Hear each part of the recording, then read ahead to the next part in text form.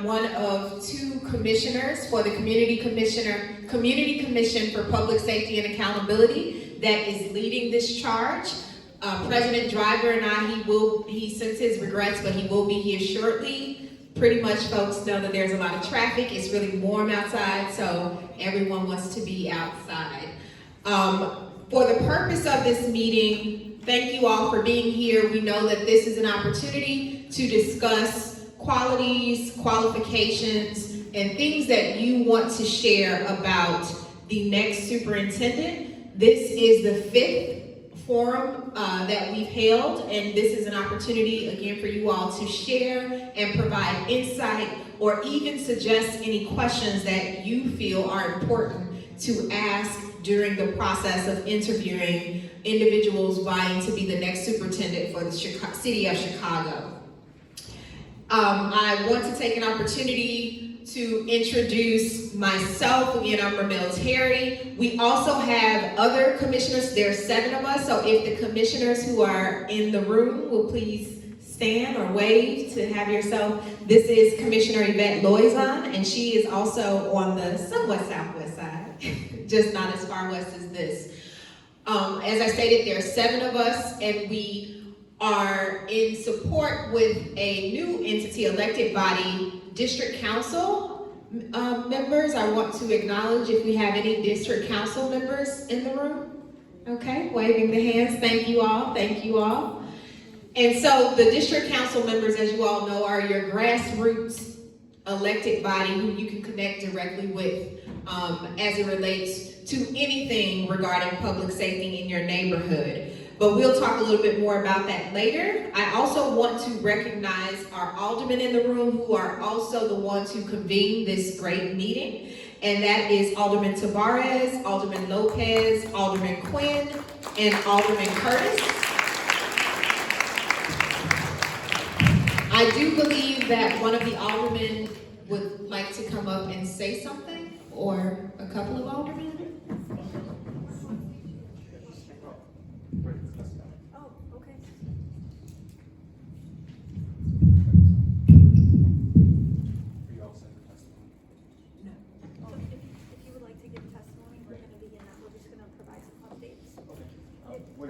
Oh, so testimony, okay. We don't want to give testimony, so I didn't know if this was for us now or. Okay, so you guys want something second, not just a second. Okay, thank you. We also want to recognize and thank Principal Skapiak. Thank you for allowing us to use this beautiful facility this evening. And so again, I do want to share that the Community Commission is responsible for the police superintendent search. This is a historic moment. This is the first time that anything of the sorts has occurred. And as part of that process, we wanted to make sure that we are being as transparent, collaborative, open as possible. And that is the reason for these forums. And this is why we're doing it on the front end, because we want to make sure that you all have a seat at the table and that your voices are heard about what we should be considering as we're interviewing the next superintendent of Chicago Police Department. So really quickly, I want to provide a timeline, because once we go through this process, we are responsible for providing 3 nominees to Mayor-elect Johnson to choose from. So today, for optimal consideration, applications were closed on May 7th. That's when they should have been submitted for optimal consideration. We then have time between now until July 14th to review all of those applications, to schedule the necessary interviews, do the proper vetting in order for us to vote on the top 3 candidates that we want to present to Mayor-elect Johnson. So we expect to complete this process by July 14th. And once we provide that information to Mayor-elect Johnson, he will then have 30 days to either choose one of those 3 nominees or reject all three. And if that happens, we will have to go through this process again of finding 3 additional nominees to present. And so oftentimes there is a question, can the mayor or anybody just appoint someone? They cannot, as this was formalized via the ECPS ordinance, which created the commission as well as the district council. So it will be a continuous process until someone is selected. And once that person is selected, they will then go before city council to be formally appointed. So to date, we have 53 applications. I am very excited to say that no one is clapping, but let me tell you, this is almost double the amount of applications that we received during the last time when David Brown was selected. And of the demographics, we have 11 applicants that are female, 42 applicants that are male, 22 applicants that are African American, 24 that identified as white, and 7 that identified as Latino Hispanic. 6 applicants have experience as a police chief in a major or urban city. 8 other applicants have experience as a chief of police. 10 states, the District of Columbia, and 1 foreign country are represented in the candidate pool.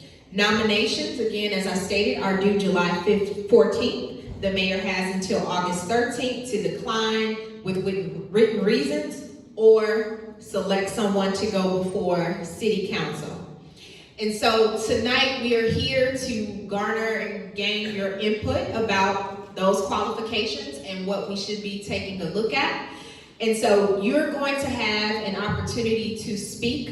Prior to you all speaking, I just learned we will give the aldermen the floor to share their testimony about this process and any insights about what they believe should come from the next superintendent. And then we will allow you all to have an opportunity to speak for 2 minutes. We will call you up to this mic. If you cannot walk to the mic, please wave your hand once your name is called and we can have someone to bring the mic to you. And also we have our laptop right here in the front. I do want to identify that there will be a timer there. So please respect the time as we want to respect all of you all's time. And as it relates to the outreach that we've been doing it on multiple fronts. So we've been hitting targeted focus groups with labor, faith, activists, legal, community, social service, business, and youth. We've met with over 20 subject matter experts, and there are even more in the works. We are also conducting outreach to targeting members of the Chicago Police Department.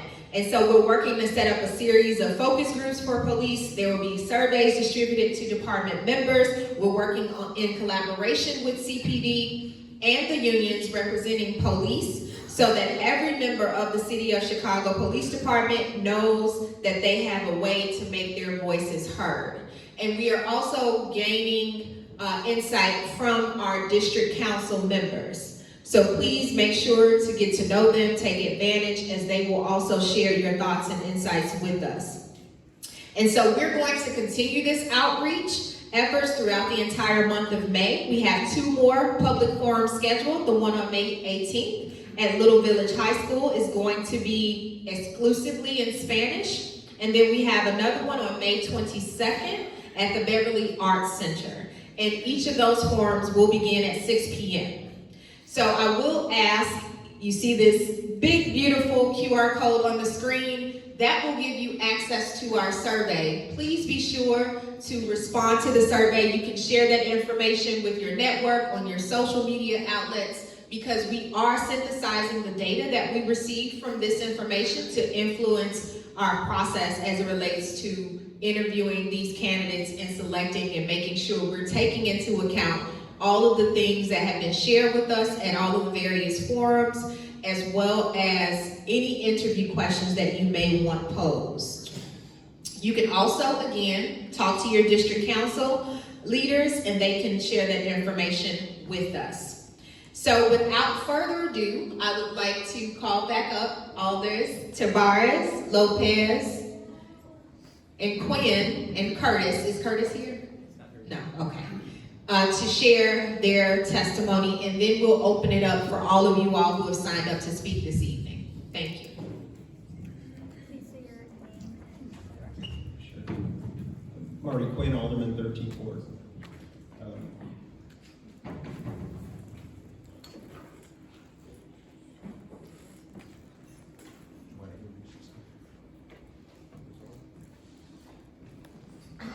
Do you all hear me?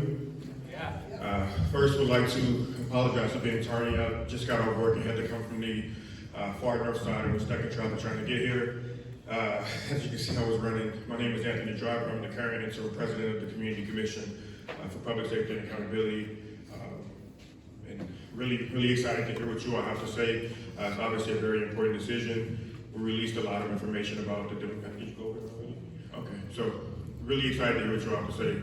And again, thank you for your patience. Good evening. Thank you to everyone who has joined us this evening for this important discussion. Thank you to the Community Commission for Public Safety and Accountability for hosting this forum and similar events all over the city as we look to choose our next Chicago Police Superintendent.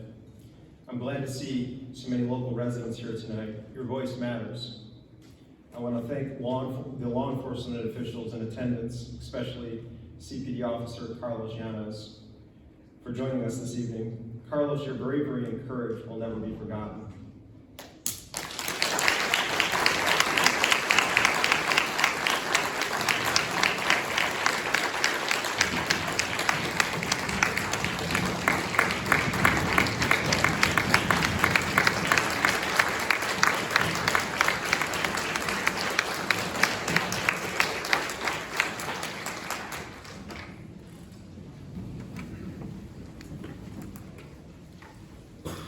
Carlos, we will always remember your partner, Ella French, for her bravery and paying the ultimate sacrifice for her city.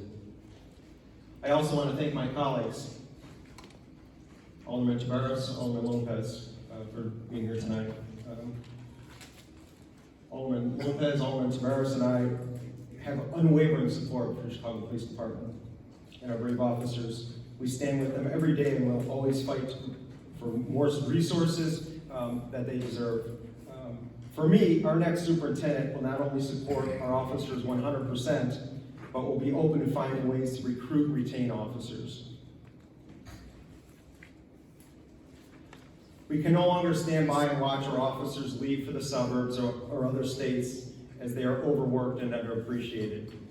Of course, there isn't just one solution that will keep our officers here in Chicago. But I believe if we work holistically with our elected officials, law enforcement, community groups, and residents, we can find ways to address crime and support our police.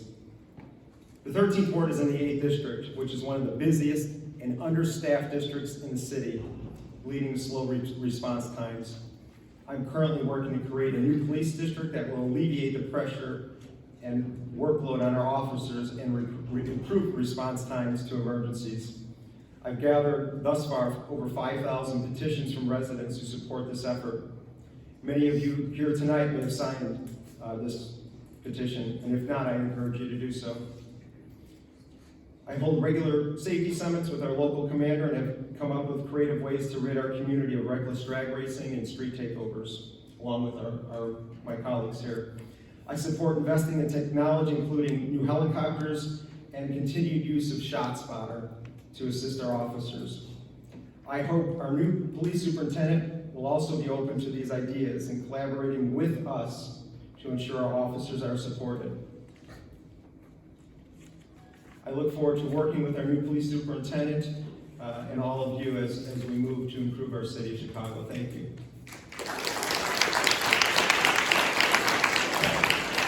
Thank you.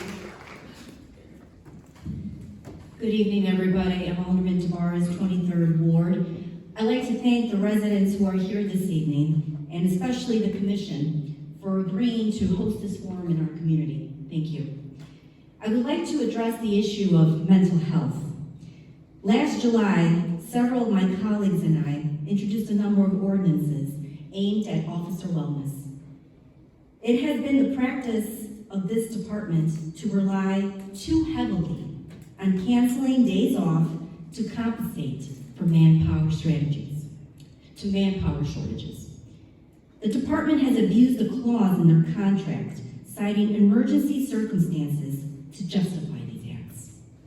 However, these so-called emergencies are often simply warm weekends and downtown festivals. I have heard from hundreds of officers who have missed their child's birthday, baseball games, dance recitals, and other important family activities to be tossed on the street to experience more trauma that officers are already exposed to during their normal shifts. Officers cannot be forced to work extended periods of time without rest. It is dangerous for themselves and for the public. Our next superintendent must work to better allocate how resources are deployed as to not rely too heavily on simply canceling days off to throw exhausted officers at their problem. Further, the next leader of this department must prioritize and expand the mental health resources available to our officers and their families. It is the job of the bosses to figure this out. I ask the commission to push applicants on providing a satisfactory response to this question. How would you improve upon the deployment strategies utilized by your predecessor to not overextend officers? Further, if the applicant is currently a CPD employee, please push them to provide what alternatives they have suggested previously. Officer Pansy Swank tragically took her life last July. Her brother stated that part of the reason she found herself in such a dark place was that she had just worked 22 days in a row, many of which were 12-hour shifts. Was requiring her to work these hours a good use of manpower? Was it a good call to push this officer to the limit, to squeeze a few more shifts out of her, even if it cost her life? When was she supposed to get help? I plead with the commission to find a leader for our department who will know that officers are not fodder to throw into the grinder. Thank you.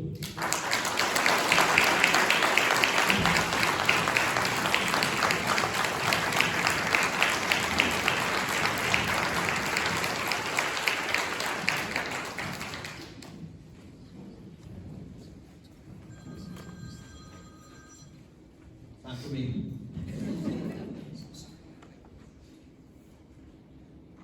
Good evening, everyone. I'm Alderman Raymond Lopez. And before I give my remarks, we've mentioned the names of a couple officers who are heroes, officers that were overworked. And before I begin, I'd like a brief moment of silence for the officer who lost her life this weekend, Officer Ariana Preston, who is truly a rising star in the 5th District. So if you could just bow your heads for one moment in honor of her memory.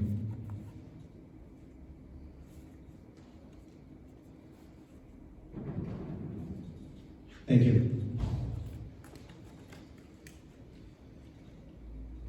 Again, good evening, Chairman Driver, members of the Commission, to the southwest side of Chicago. I'm Alderman Raymond Lopez, and on behalf of the residents of the 15th Ward, I want to thank you for giving me the opportunity today to speak before you. You have heard from my colleagues about the many issues that our next police superintendent needs to address. We've heard about their mental health, about staffing, and about collaboration. Equally important to this conversation is the need both for reform, constitutional policing, as well as community outreach and engagement. And originally, we had separated these two topics but they are intertwined in a way that I'll express momentarily. As the commission members are undoubtedly aware, the Chicago Police Department remains under a federal consent decree. The department continues to struggle at the highest levels of reform, dealing with preliminary compliance, secondary compliance, and operational compliance. Preliminary compliance is the codification of all the necessary rules, policies, and standards needed to achieve reform in the city of Chicago.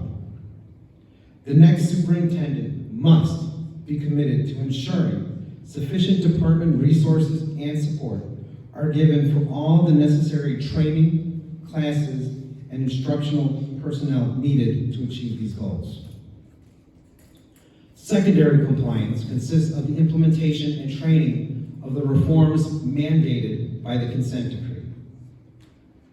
The next superintendent should be committed to reform and recommit the Chicago Police Department to achieving the goals of reform within the original 5-year time frame and not the 8-year time frame asked for by Mayor Lori Lightfoot.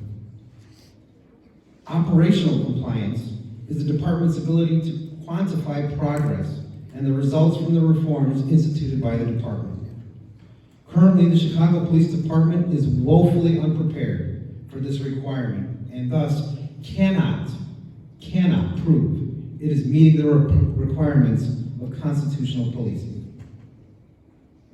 While the goal of reform in constitutional policing may appear daunting, the next Chicago Police Superintendent must possess the will, desire, and fortitude to bring the department out of the 1990s and into the 21st century.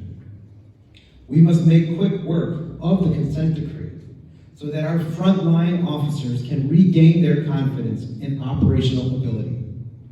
Reform also requires that we maintain a consistent span of control ratio between the sergeants and officers, along with a commitment to a unity of command among watches and departments. The communities of Chicago, whether it's West Lawn or Chicago Lawn, demand that our police officers police smarter, police better, and police in a constitutional manner. Why is all of this important? All of this is important because while many of those issues of reform and the 800 points of the consent decree oftentimes seem to have nothing in common with what each and every one of us interact with the police on a daily basis, they are the basis for restoring the trust, bonds of communication and openness and communication that is lacking in so many communities throughout the city of Chicago. The fear, the anger, and the unwillingness to work with the police cannot be allowed to continue, regardless of neighborhood. Reform and getting through the consent decree is the reset button that many communities need so that all communities can have the same level of respect, interaction, and admiration as the communities on the Southwest Side do for the Chicago Police Department. It is imperative that this commission understands that and values these points in addition to the other factors taken into consideration when picking 3 candidates for the mayor to select from. Candidates, I hope personally, from Chicago. All of this and everything you will hear today is what awaits the next superintendent of the police department. Thank you.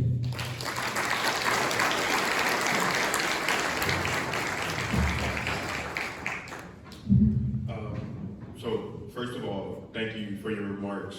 This is, for me, I don't know how many commissioners here you said, but this is my 4th meeting today in regards to the superintendent search. And I haven't been necessarily reminding the community about what powers our commission has. And somebody brought that up today, and I think it's important from now on that I share it because even after the superintendent is selected, I don't think that's the end of it. One of the most important powers that our commission has is the ability, the mandate to set goals and evaluations for the superintendent and the police department every year. That process starts in December, where we have a series of community meetings where if there are issues that you all care about, you can come to our meetings, voice those concerns. We will then, take that into consideration, put it into our goal setting and evaluation process. We vote on that in January. We go through a back and forth process with the superintendent, but then we publicly post those goals. And quarterly, we meet with the superintendent to meet those. So a lot of the issues that I'm hearing today, just by listening to you all, I do plan on incorporating that. We plan on incorporating that into our goal setting process. But I also think that even after a superintendent is selected, that your voice continues to be an important part of the process. So I would encourage you, when that time rolls around again in December, I would encourage you to go on our website and check out the goals that we've set for this current year. A lot of those are actually around officer wellness. But going forward, as we engage in that process again in December, I would encourage you to come out and make sure that the things that you care about are also included in the goal setting process, because we do have the ability to hold the superintendent and the department accountable to those goals. And if they're not meeting those goals, our commission has the ability to take a vote of no confidence. It then goes to the city council for an up or down vote on whether the superintendent, whoever the person is fit to stay in that position. So I would just encourage you all to please stay engaged with us, and please keep coming out. Please make your voice heard, and please be a part of this process. And with that, I think we are good to go. Are we good now to start public comment? Yes, and just to be clear, we have a 2-minute time frame. We want to make sure we hear from as many people as possible. We have a lot of comment slips up here. Cody has more if you would like to put your name on the list to come and provide public comment. At the 2-minute mark, is there sound? It'll make a noise. Once you hear that noise, please take 10 seconds to wrap up so that we can get to the next person. We'll call people up in groups of 4. If you cannot come to the microphone, raise your hand, get somebody's attention that's on commission staff, and then we'll bring a microphone to you. The first 4 people are Carlos Yanez Jr., Jennifer New, Thomas Liga, and I believe this is Larry Rifkin. If I mispronounce your name, please forgive me.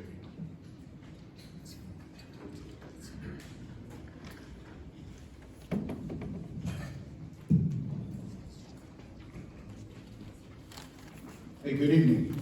I appreciate what the commission is doing. Sorry to interrupt you, sir, but if you can state your name and then spell it just for the record so that we'll have it. My name is Larry Rivkin, R-I-V-K-I-N. I'm currently a resident of North Suburban Cook County. I grew up not far from here in southeast Chicago, Jeffrey Manor. Went to Bowen High School and Lakeview High School. And as I've been discussing with this gentleman here, one of our great former firefighters, it's distressing and saddening for me at this point in my life to see the deterioration of the city and the state.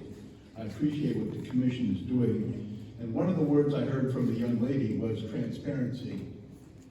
And as much as I am a believer in transparency, I see very little of it from our elected representatives once they're in office.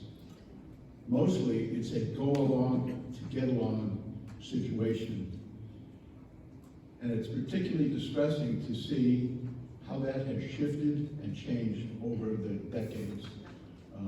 I'm 71 years old, and I grew up at the time we talked about again in the 1968 riots. What happened to Officer Preston, the murder of Officer Preston this past weekend, has been repeated way too many times in my short lifetime. I don't see transparency. I don't see accountability. I don't see merit. I don't see people who are held with their feet to the fire after they are elected. I want the new superintendent to not only be involved in policing, and I have tremendous respect for the men and women in uniform, police and fire. I grew up with relatives in both departments. But I think the court system has failed, and I want to see the police superintendent more involved with prosecution. Arrests aren't necessarily a problem. The police department is now more handcuffed than the victims, and the victims are out on the street before the ink is dried on the reports. I want to see accountability.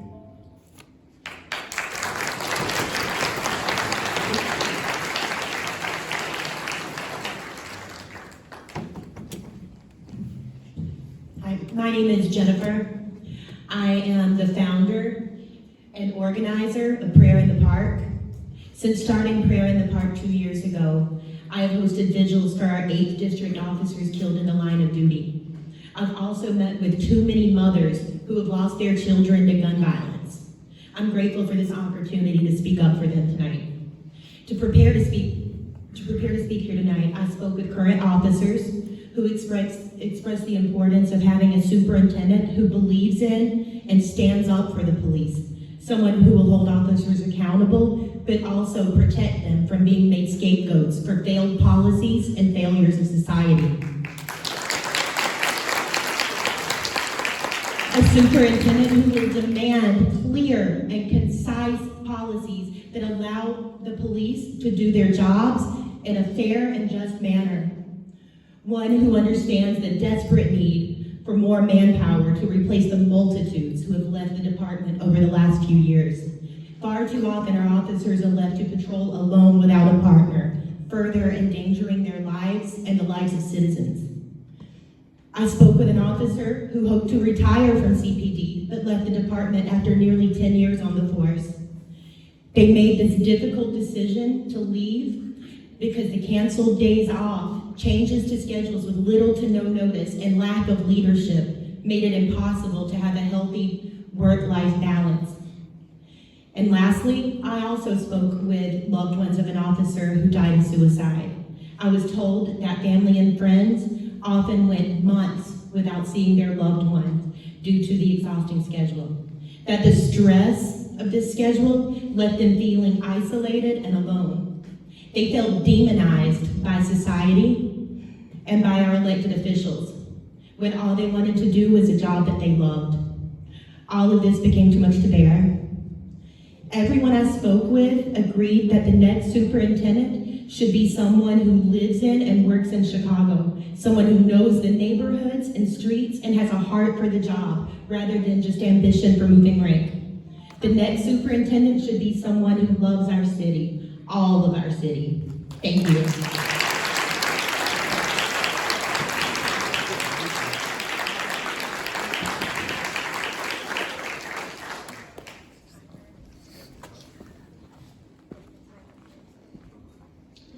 How you doing? I'm Officer Carlos Llanes. I appreciate everything that you're doing, and it's great that a commission is going to put together for the next superintendent. I'm just going to piggyback off of her. She said everything that I wanted to say, but also, we got to remember the officers that gave the ultimate sacrifice, but I think the next superintendent should be from Chicago, a true leader that will stand up for the officers. The officers are not going to go into battle if they're not supported. And I say battle because it's a battlefield out there. There's evil out there, and if you don't believe so, look at me and all the officers that paid the ultimate sacrifice. Officers go out there on a daily basis and they fight evil every day.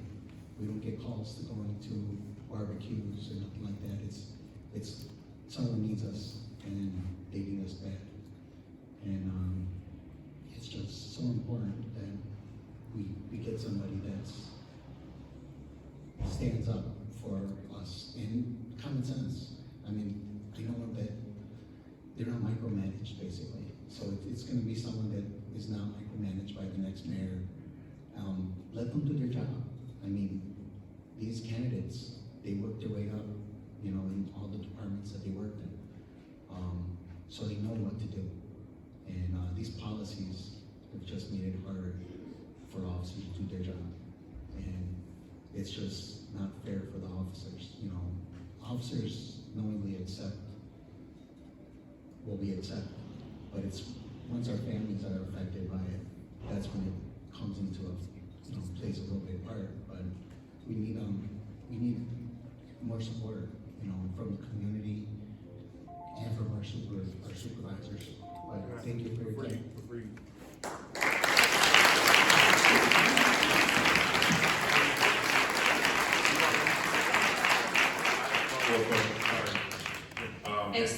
it's okay if you do not want to answer, but what's helpful for me is if you were interviewing a superintendent candidate, it's a two-part question.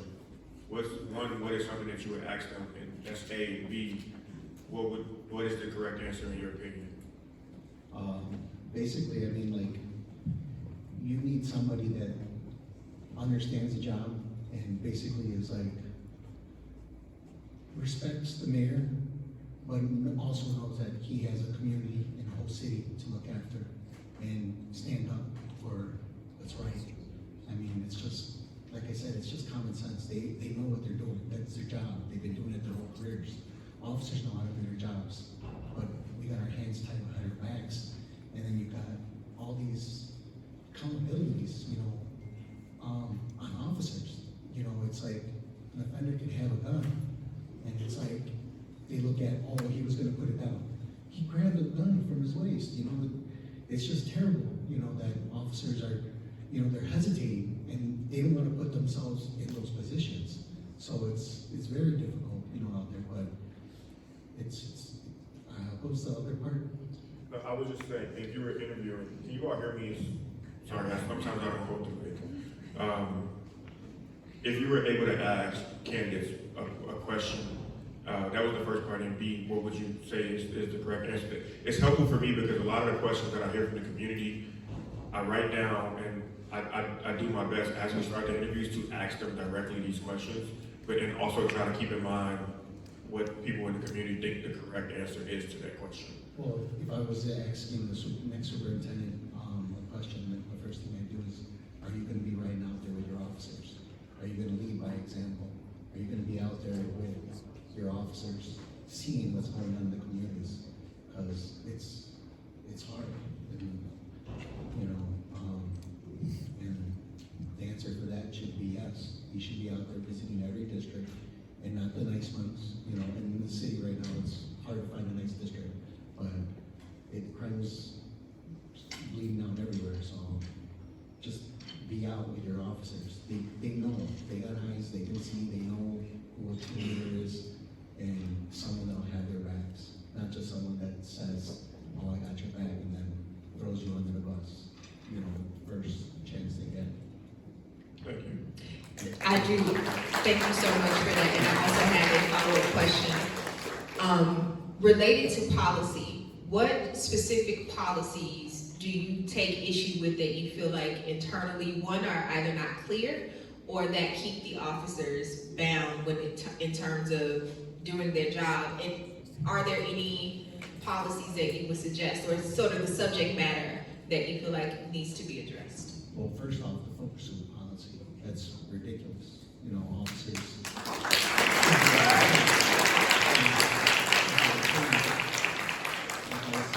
The next superintendent, whoever it is, they know how to do their job. Officers know how to do their job. And it's difficult when you make this officer try to explain everything, and you got the body cameras. The offender has guns. You know, they're not chasing anybody. And they know how to do their jobs, and they do it.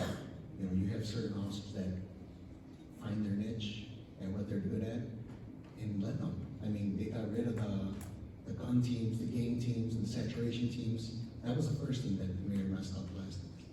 You know, she got rid of all those units. Those units need to come back. And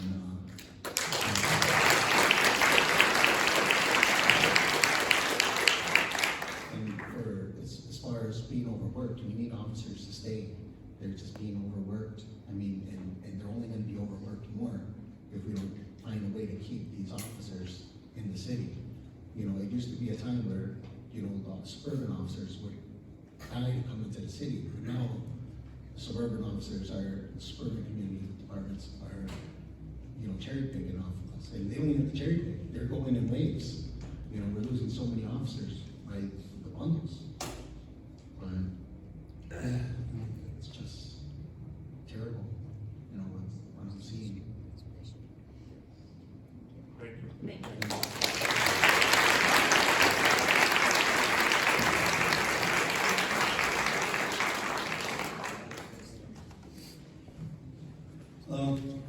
Thomas, President of the Archer Heights Civic Association. No doubt that all of you have seen a copy of the May 5th, 2023 issue of the Greater Southwest News Herald, where a page one story quite succinctly states what qualities are needed for a new police superintendent to effectively deal with the burgeoning and unprecedented crime spree that continues to plague our entire city. What you may not have seen is print evidence of how long residents of the Southwest Side have been suffering from these inexcusable infractions of the law, where for 3 years, our residents have been demanding our police to enforce the law. Not only do we not need a social worker, we do not need a superintendent who's going to make banal excuses for a totally outrageous and out of control citywide crime spree, especially these growing incidents of street takeovers, drag racing, drifting, fighting, mob action that have been terrorizing our great city. We need a superintendent that is a savvy Chicagoan who has come up through the ranks and is thoroughly familiar with all of the nuances of the Chicago 77 communities.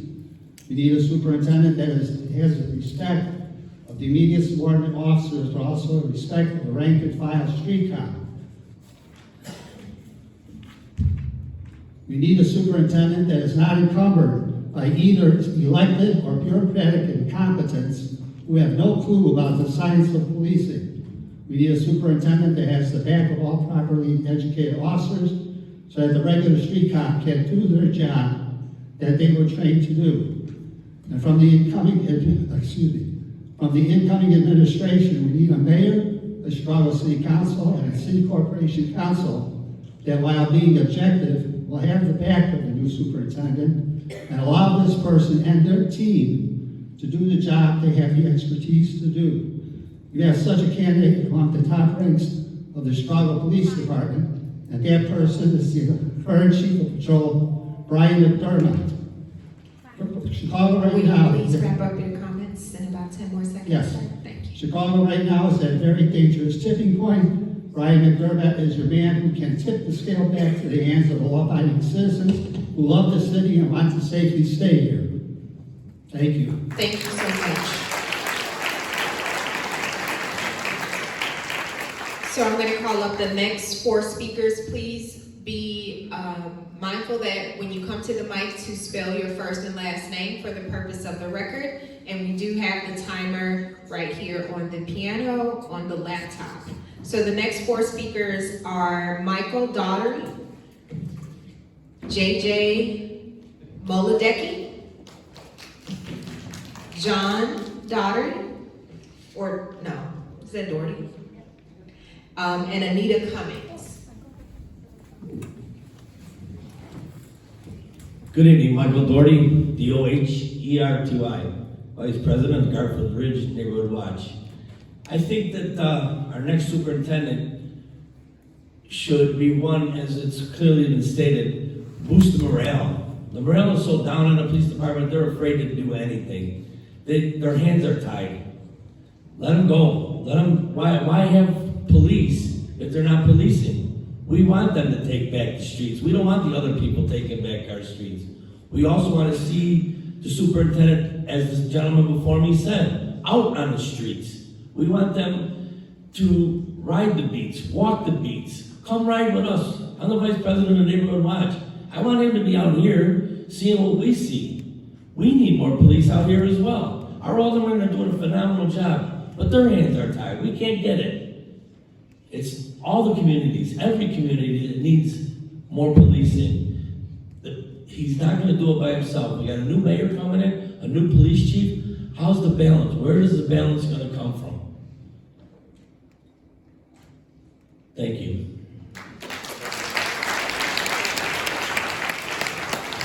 Thank you. The next 3 speakers, you guys can just come make your way. Hello. JJ Molodecki, JJ, Molodecki. Thank you so much for coming here. We appreciate you hearing our voices here today.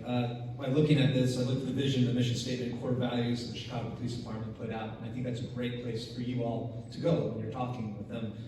I mean, we'll start off, with the vision that all people of the city of Chicago are safe, supported, and proud of the Chicago Police Department.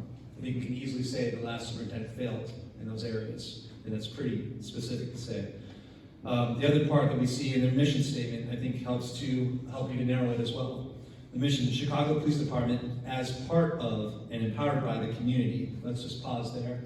I think you said there were 6 people that came from urban areas that were put up their. There are 6 people, you mean? Of the candidates, or 6 of applicants? People who have been chiefs of major cities. Yeah, so I would say anybody else is just not even worth their time. I would say anybody out of Chicago is not worth their time. I mean, right in the mission statement, they're part of the community. We're having people come in that don't even know anything about our community. All they're hearing is things from the outside. And if that's the mission of the Chicago Police Department, for them to be a part of the community, if we're looking where else, what are we doing, honestly? So that's a good place to start from. Committed to protect the lives, property, and rights of all people. So again, pause there. We talked about mental health extensively. We're looking at the lives of everybody. That should be the police officers themselves. How are we going to help out the lives of the officers that are there and help to make sure that they are safe, they are supported, and having the mental health that they need. To maintain order and enforce the law impartially. We will provide quality police service in partnership with other members of the community. Again, they're not being able to get the amount of people that they need to be able to help to have the quality of care they need. To fulfill our mission, we'll strive to attain the highest degree of ethical behavior and professionalism at all times. When people are having the schedules that they have, there's no way for them to have that kind of quality of care. It's impossible for someone. Any of us that would work 22 days straight for 12 hours a day, we would all be frazzled. And yet we're asking these men and women to put their lives on the line. Last part on the core values, they say professionalism, integrity, courage, dedication, and respect. I just want to hit on courage real fast. It says courage is not the absence of fear, but rather its mastery. We will remain courageous in our actions. We recognize that there are 2 types of courage, physical and moral. Physical courage is recognizing danger to oneself and others by pursuing our duty regardless. Moral courage is the principle, integrity, and dedication. And I think that courage is going to be the biggest part for them to go up against the different policies that are put in place. They need to have that fortitude of courage to be able to say, we will stand up for the officers and be that bridge in that gap. Thank you so much. Thank you so much.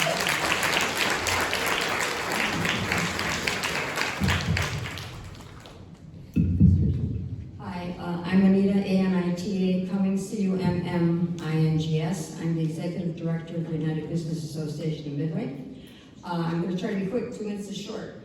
All of this is true. Every bit of it is true. To find 50 people who want the job is ridiculous. I can't imagine it. But of those 50, Chicago person is excruciatingly painful. We need that person. 77 neighborhoods. Who knows? A Chicago person. Someone coming from the ranks, a Chicago person. That should make your jobs easier. All the rest is superfluous. We want a law enforcement professional. We do not want a social worker. We do not want a psychiatrist. All these things are right. Our superintendent will have access to all the help he needs. Law enforcement.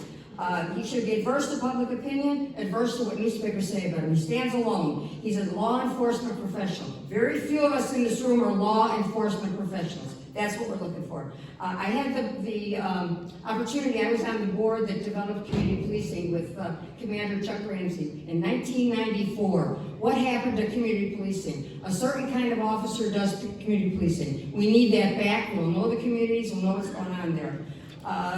Professional law enforcement policing, we are sick of hearing enraged and devastated by the murder of our babies and by the murder of our policemen. Doesn't do any good. We need action. And we need a professional leader who is a fine member of the police department, who respects our men and women and what the city has to offer, and also gives our police tools, the respect, and the training that they need. All of this other stuff will fall aside if we have a man who can do that.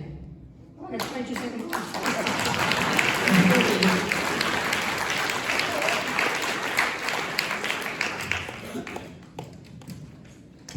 John Doherty, D-O-H-E-R-T-Y, resident of the 13th Ward. We need the superintendent, first and foremost, to rein in the renegade organization of COPA. That will aid in the retention of police officers, that will boost morale as everybody else here has already attended to. They overzealously target police officers for discipline for minor infractions. That has to stop. The superintendent needs to get a hold of that organization and solicit the mayor to do so as well.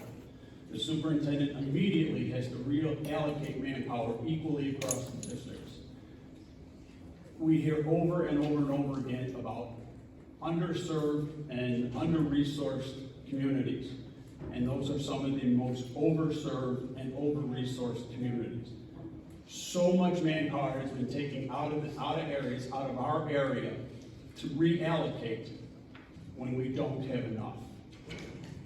We need to focus out here. We need to focus equally distributed throughout the city. Not 9,000 in 5 communities and 1,000 left for the rest of us.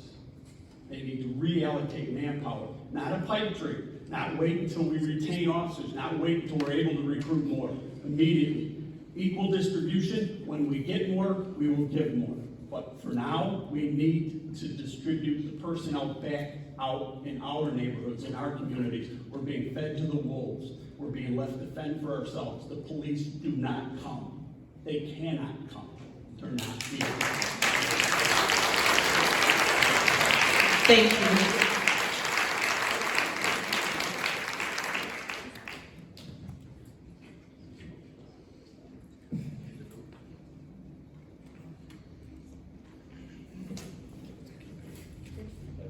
The next 4, Bob Racy, John Kirchovich, who I think I spoke with earlier, Lauren Jones, and Marilyn Sweeney.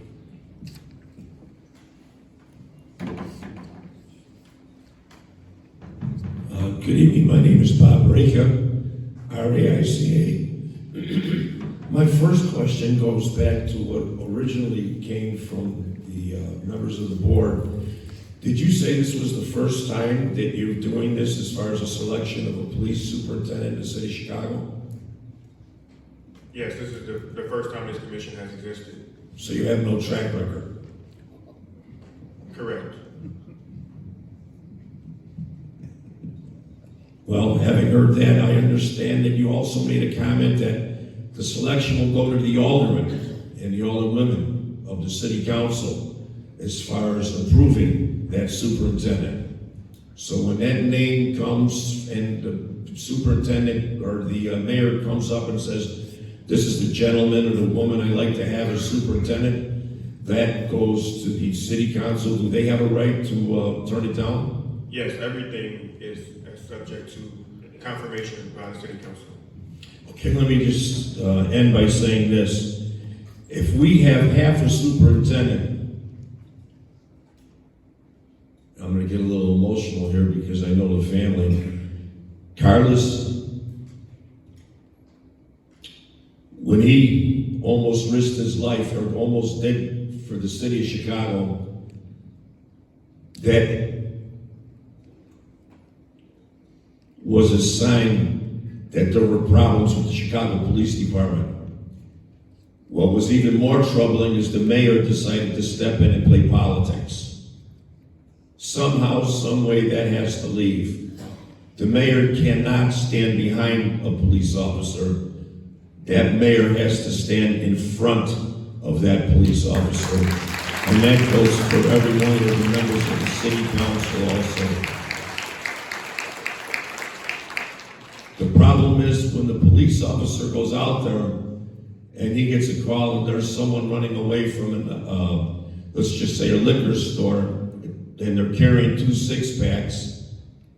Does he want to risk his life for something that's going to only cost $11.25?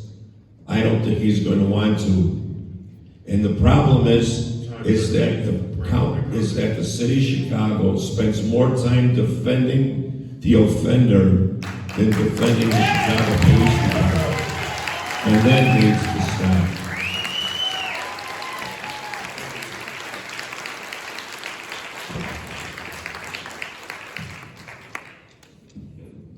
Good evening. My name is Lauren Jones, Lorenjones, and I'm a resident of Chicago and here representing the Impact for Equity and the Free to Move Coalition.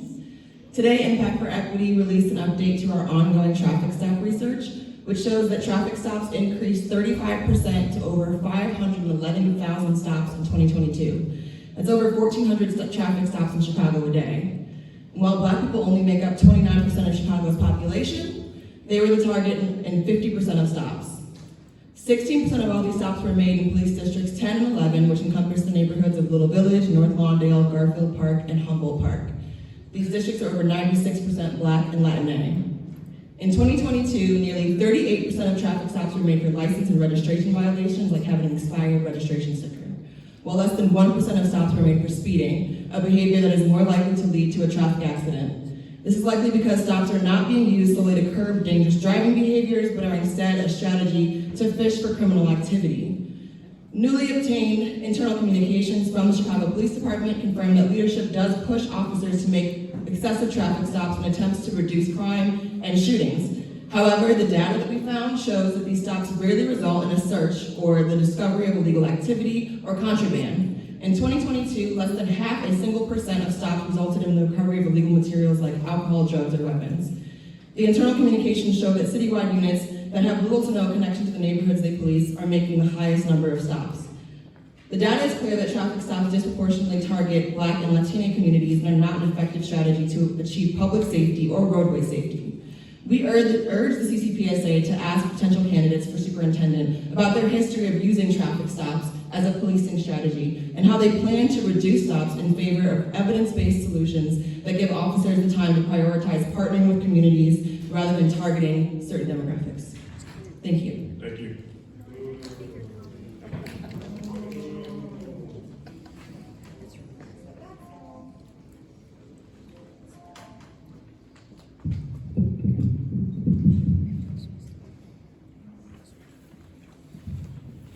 Hello, my name is John Kurtovich, Kurtovich. I am a member of the Clearing Night Force Neighborhood Watch Group. I am also the beat facilitator for Beat 812 here in the 8th District for the CAPS program. I serve on the advisory board, and I'm also a member of the advocacy program. I think we're pretty much all in agreement, or at least the majority of us, that we've solved half of your work by saying our next superintendent should and must come from the current rank and file. We absolutely need someone who knows the streets of Chicago, who knows its residents, its makeup, and what we stand for and how we live our everyday lives. We need someone who is willing to stand up to politicians that pressure them, to community groups that pressure them, and try to stop them from letting their officers do their job. Take the cuffs off our officers. And when you take the cuffs off our officers, stand up and support them. You must remember, when our officers are called to do their job, they're called to go out and challenge people who are breaking the law in the majority of time, whether seen by them firsthand or reported to them by citizens like yourself and myself. So let them do their job and then support them. Regarding allocation, please make it mandatory with everyone you interview to ask if they have a workforce allocation plan in place. If they do not, and if they're not from Chicago, they won't know the dire need of what we need out here. We are an island out here. 8th District, the largest district makeup-wise, land-wise in all of Chicago. We need to protect our district. We need to protect our beats and our beat integrity. Time, sir, please, real quick. And we need to keep our officers in our area. I support the Alderman Quinn, and the need for a new 8th District or a new district, whether you split the 8th District or not, and get out here and have a district that is west of the railroad tracks and serves our community. Thank you. Thank you.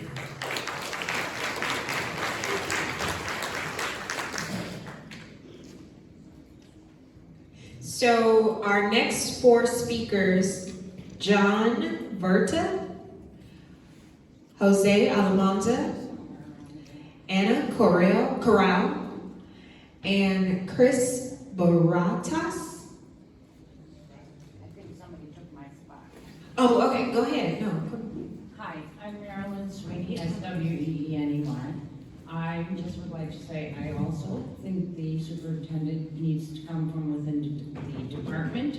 I think we need a superintendent that is not going to be a puppet to the mayor or any other official in the city.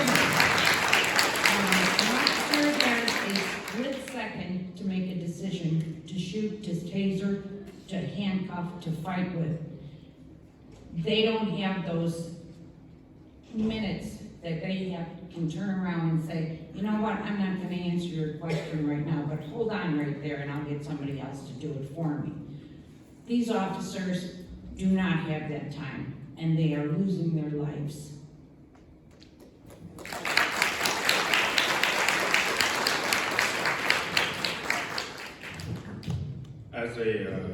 As you all come up and speak, so just, if you, please clarify, if you say,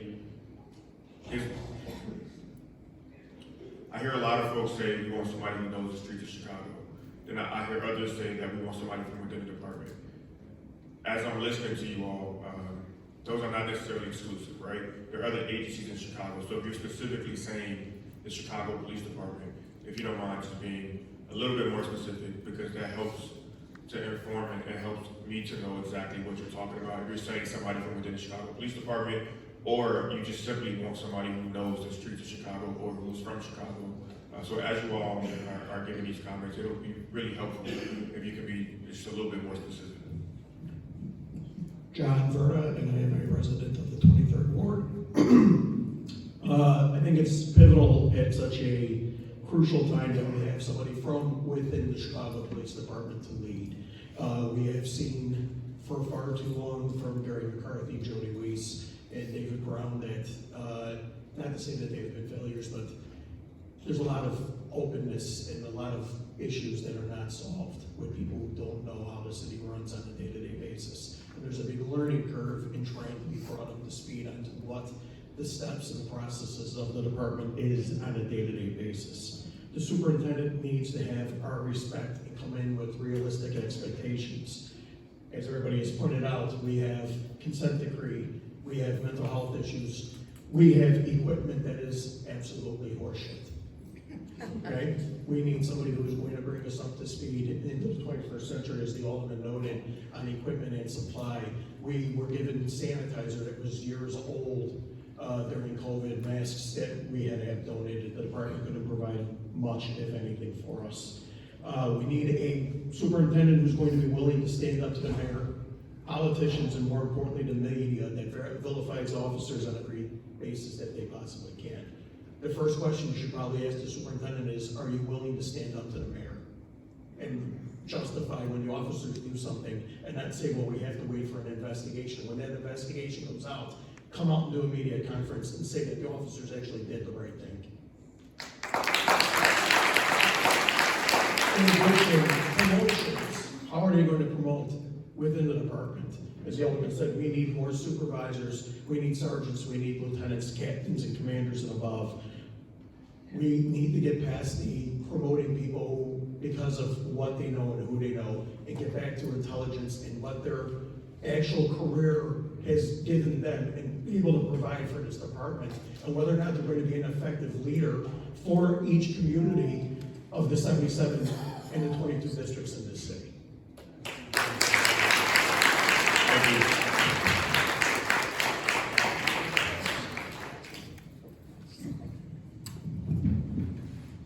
Commissioners, thank you for doing this. I appreciate it. My name is Jose Manuel Almanza, Josemanualmanza. I'm the Director of Advocacy for Equiticity. We are a nonprofit in the west side of Chicago. I'm also a Marine Corps veteran from 2008, 2012, Hoorah, Semper Fi, and I can confirm without a shadow of a doubt that Chicago is not a war zone, and to suggest that Chicago is a war zone is an insult to all of us who have actually served and been in combat and been in war zone and have seen really messed up things. I don't see that here, so I just want to make that clear.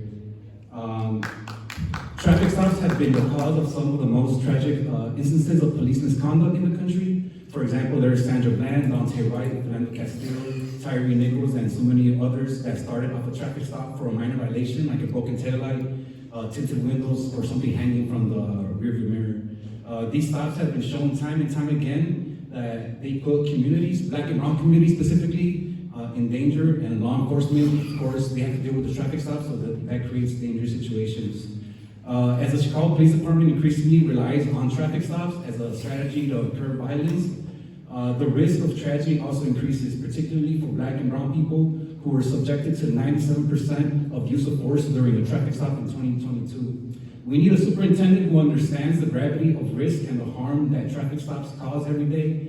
People who are just trying to move around the city should not be subjected to unnecessary stops, searches, or use of force simply because they live in a dangerous area or because of the color of their skin. Traffic stops are detrimental to building a relationship of trust between the department and the community they serve. So we urge CCPSA to select candidates who have a history of prioritizing true traffic safety. The selected candidates should also have experience shifting away from ineffective policing strategies that disproportionately harm black and brown communities in the west and south side of Chicago. Whether they're on a bike, whether they're walking, or in a vehicle using public transportation, every Chicagoan should feel free to move around the city. And my last thought is that it doesn't make sense for the commission to pick a superintendent that doesn't fall in line with our new upcoming mayor. He won on a clear mandate on addressing the root causes of crime, so it makes sense that the next superintendent also addresses those issues and doesn't just work off feelings. Thank you. Thank you.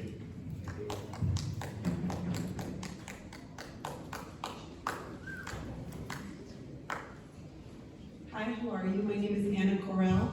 I live in this community. My community is the 23rd Ward. I'm a community organizer, community activist. I'm a registered nurse. I'm an EMT. I've been to too many vigils. I've been to too many prayers in the park. I've been to too many funerals for police officers. I have 3 boys that I'm trying to raise in this community that can't even walk down Archer Avenue to go to the parks.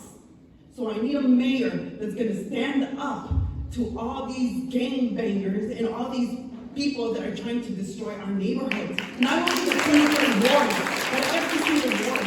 I know every single alderman in Chicago. I know every single one, every single 50 of them. And you know what? They're all fighting with each other.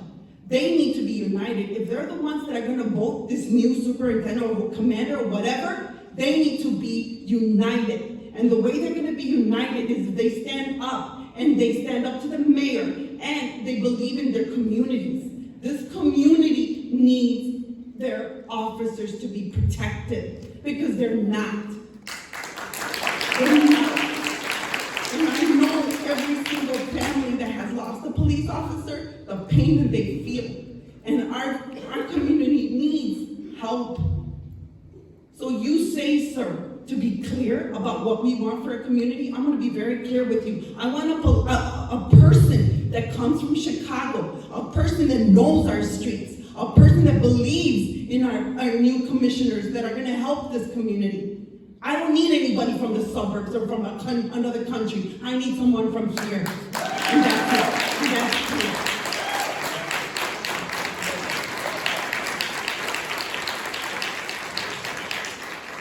Thank you.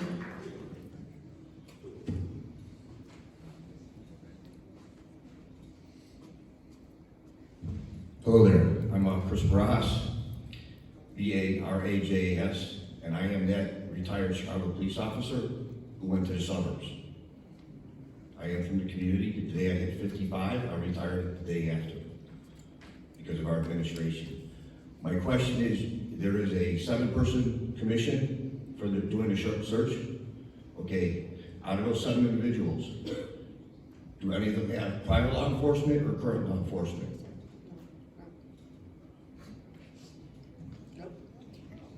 No, it depends on how you define it, but I think what you're getting at Have any of them been in law enforcement? None of us have been sworn officers. None of them, none of you, out of the 7 individuals. Okay, so that's a tennis coach? Who's gonna pick who the starting quarterback is in the first game? That's how it is. So I just want to clarify that.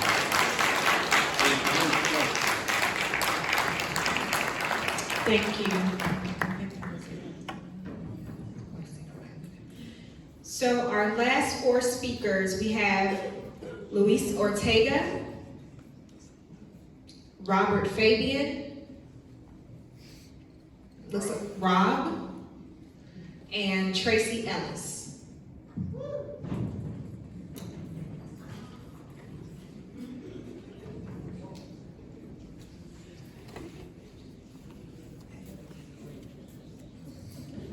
Hi, Tracy Ellis, Tracie, last name Ellis, Ellis.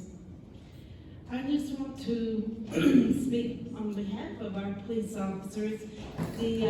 What I've learned with meeting with a lot of our police officers, domestic calls and traffic stops are two of the most dangerous calls that they have. And as far as the traffic stops, that's what got Ella French killed. That's what got her killed. And I think the next superintendent needs to have a backbone to stand up and support these police officers. Be there for them, not against them. That's what got Carlos Yanez shot.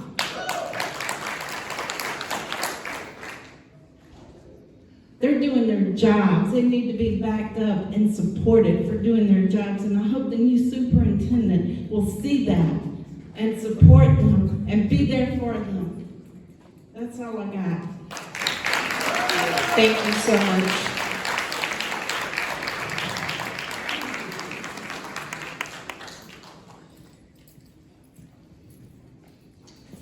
Hello, my name is Robert Fabian, Fabian.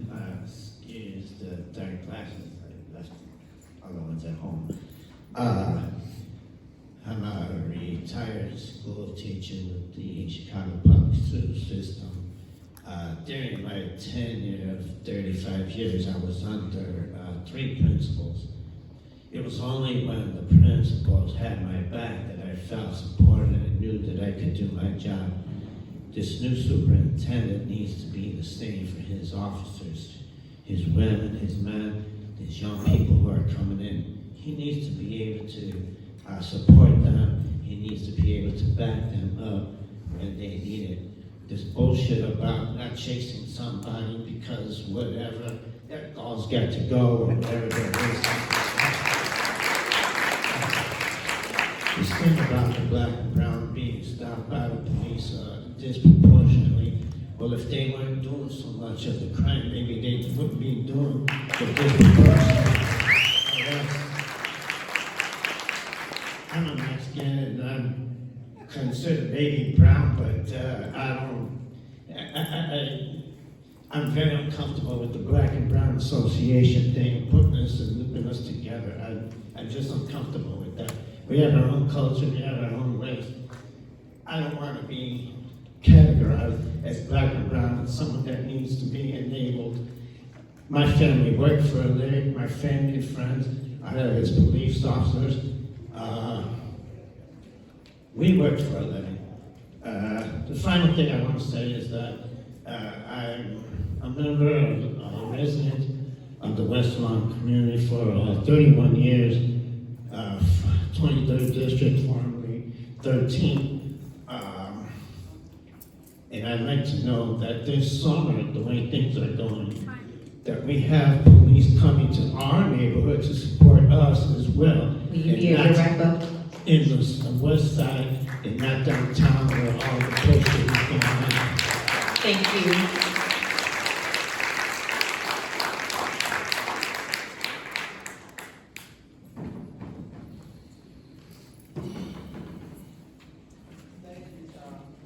How's it going? My name is Rob. I came on the back end of this. I really just got off work. But I do work. And the most thing that scares me is when a police officer pull up behind me and I see those lights. That's not your home though. So, I'm not gonna say much. This is gonna voice my opinion. It's easy to be on the outside of the house, looking inside the window. Everybody got their opinions and how they feel and stuff, but you don't really know how another person feels until actually go through it. So I'm here to say, I'm done with the blue and all. All I've got to say is weed out the bad ones. I came across a video of a trainer, a former trainer, saying he trained officers and whatnot. And he said he stopped training officers because he was telling them what's the right way to do things and what's not the right way to do things. And somebody, one of the guys who was being trained, said, that's only if we get a hang, if the paperwork is done in their favor. You know? If the superintendent is gonna come in and try to help us the best way that they can, even though we all know, some of us know, it's deeper than just the police officers. So, with that being said, if you can get somebody who can weed out the bad ones and just have the good ones just do what they're supposed to do. Protect all of us, not just one side, one community, all of us. Because we all in this together. If you didn't know, we are at war with Ukraine or China, we're up and down. But we send money to them, and we don't have enough money for us. So with that being said, he needs to read out the all battles and try to help us all. Thank you so much.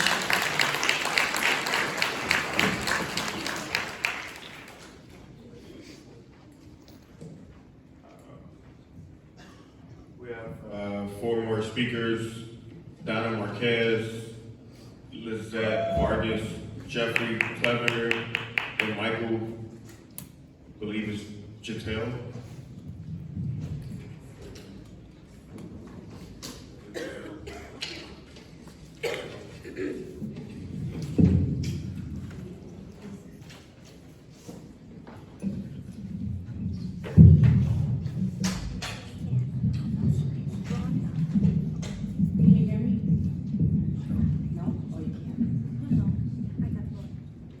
My name is Donna Marquez, D-O-N-N-A, Marquez, M-A-R-Q-U-E-Z. Thank you for being here tonight. I'm going to read it so I can hopefully get in 2 minutes. When people do their crimes, the police officers are put in situations because of people's bad intentions. The police are forced to serve and protect, then they are chastised, criticized, or even criminally charged for doing their job. Now some are even looking at jail time. This is ridiculous. Until we get God back in our schools, in our homes, in our life, it's going to get worse. It is. I'm not a negative person, I'm a very positive person. But this crime is out of control. And I'll be honest, I lived in the city all my life. Embarrassed to say I'm from it. I am. The crime is just ridiculous. We need a leader who is not a mayor's people pleaser, but a leader who truly has his officers' back and well-being. Our officers are demonized, demoralized, and slandered. Let them do their job, Superintendent. Today is the beginning of National Police Week. These officers sacrificed their life for this city. Officer Carlos is a miracle in our eyes. He truly is. He has to live with the memory of seeing his officer Ella down and out. He has to live with the memories of that awful night. All because we give a little slap on the hand to these criminals and they get back on the streets. As the state's attorney's fault. Let's honor our officers. So, if my brother was killed serving this city. If he was killed during this time, I would not even have the mayor speak. I would not have the superintendent speak. I would have no politician speak. You know why? We will never forget, they say. Yeah, they have forgotten. Our alderwoman has not forgotten. Our aldermen that are pro-police, I'm gonna say pro-police, that's right, sad to say it. How sad to say it. Defund the police, those people, they have no idea what they're saying, what they mean, they just go with the media. They don't even think for themselves. Defund the police, yeah. And there's a robbery or shooting in their house. Robbery or shooting in their house, guess who they call? 911. The superintendent needs to take care of these families. These families are hurting really bad. And this poor officer, 24 years old, a few nights ago, horrible how she was killed. You see how fed up we are? We're fed up. This is one of the best districts in the city. I'm gonna be honest with you. We got one of the best commanders. We have awesome sergeants. We have awesome police. And just like someone, I think they said, I'm deaf for this year, I think someone said, we need to weed the bad out. We need to weed the bad out in every profession. Yes. God bless you all.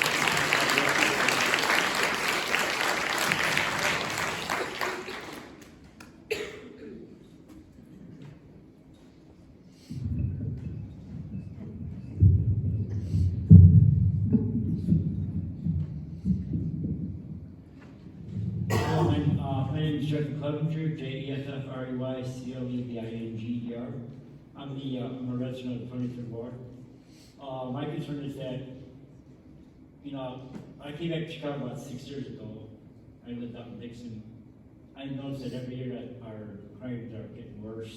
A couple of weeks ago, I take my dog at 5 o'clock in the morning, and I hear it's just pop, pop, pop, and all of a sudden it's like 5 cars.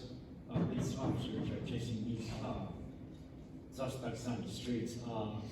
And our concern is it's our, I'm speaking for our neighborhood, there's concerns about people going to the wrong side of the streets, speeding, if they're racing. I just with the bars about this. I just hope that, like I said, everybody, I just hope we have a superintendent that's going to be for the of Chicago, help make our neighborhood safer. I know it's a really hard job.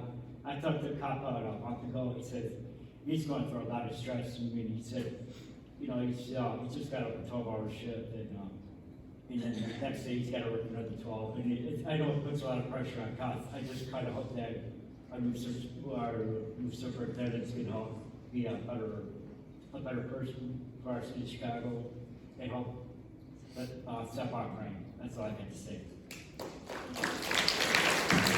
Thank you.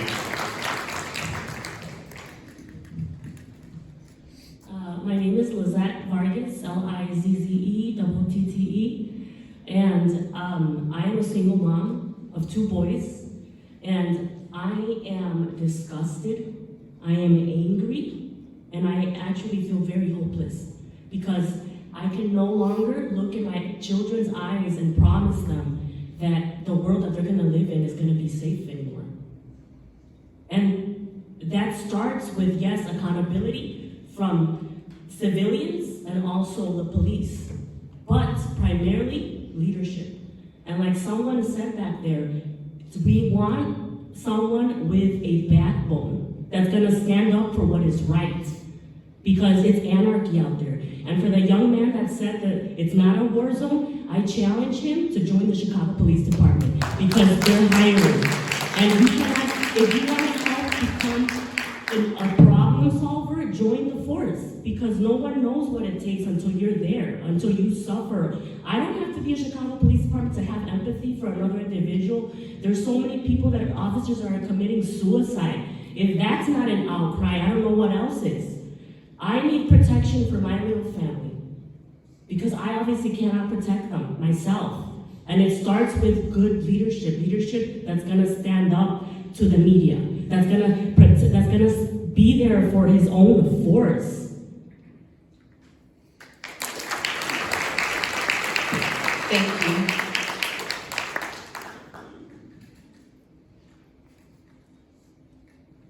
Good evening, my name is Mike Jettel, Jetel, Michael, common spelling. First of all, I want to thank, these are 3 of the best aldermen in the city.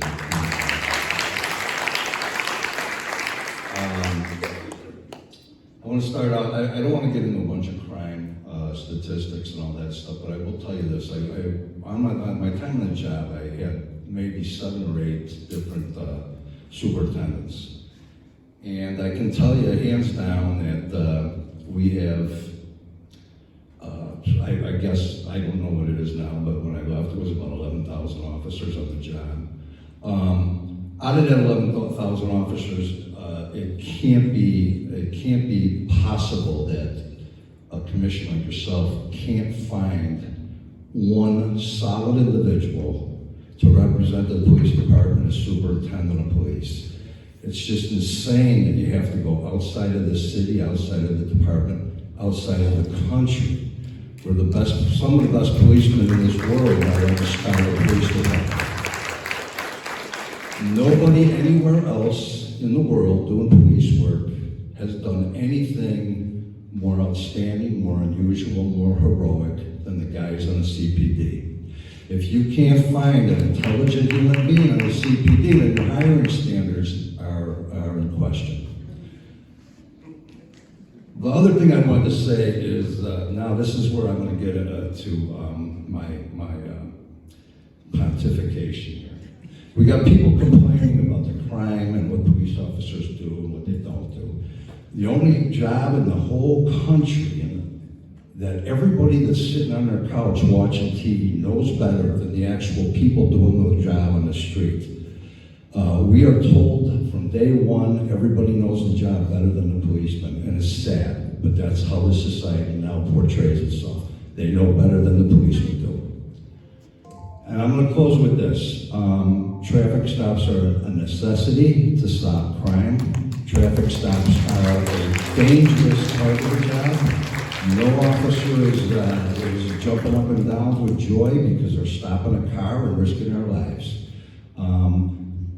And to close, I'm going to say, you gotta pick somebody that the coppers respect. You don't need some guy from New York City, you don't need an FBI guy, you need a guy that was a policeman. A policeman who locked people up, went to court, and followed through with completion of doing their damn job. You didn't need a guy from LA to be an interim guy. Will you wrap up, please? I will, right after I say this. You had Jody Weiss, the guy from New York City, who was the last guy, one of the last guys when I was at the job. All they are suits. They weren't policemen. They did some administrative jobs, kissed enough ass, and made rank, and brought themselves to the attention of the CPD. Please do me a favor. Find a guy who did the job from nuts and bolts, worked his way up, and earn the respect of the working CPD officers. And thank you very much. Thank you.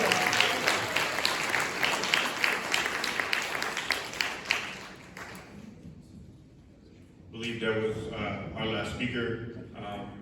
We are wrapping up slightly early. I will be available if anybody would like to come up and have a one-on-one conversation or a small group conversation. After this, I want to thank you all for coming out. Thank you all for making your voices heard.